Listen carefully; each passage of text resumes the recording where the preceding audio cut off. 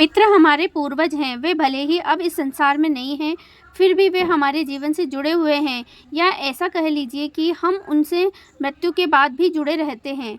वे हमारे मातृ और पितृपक्ष के रूप में हमारे बीते हुए संबंधी होते हैं, जो इस धरती पर अपना जीवन काल पूरा कर चुके होते हैं। उन्हीं पितृ के प्रति श्रद्धा करना हमारा कर्तव्य बनाया गया है।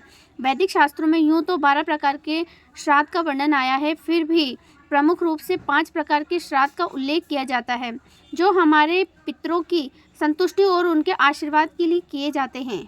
हम सभी जो श्राद्ध कर रहे हैं, ये पितृपक्ष के दौरान किया जाने वाला पार्वण श्राद्ध ही है।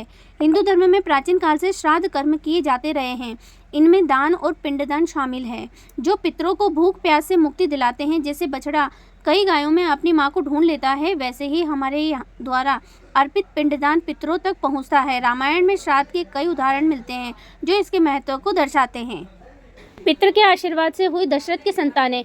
कथा आती है कि सूर्यवंशी राजा दशरथ अयोध्या के शासक थे। उनके कोई पुत्र नहीं था जो उनके विशाल साम्राज्य का उत्तरदायित्व संभाल सके।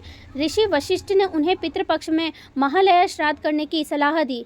इसके बाद वशिष्ठ ने दशरथ को कांची कामकोटि में माँ कामाक्षी की पूजा करने का सुझाव दिया।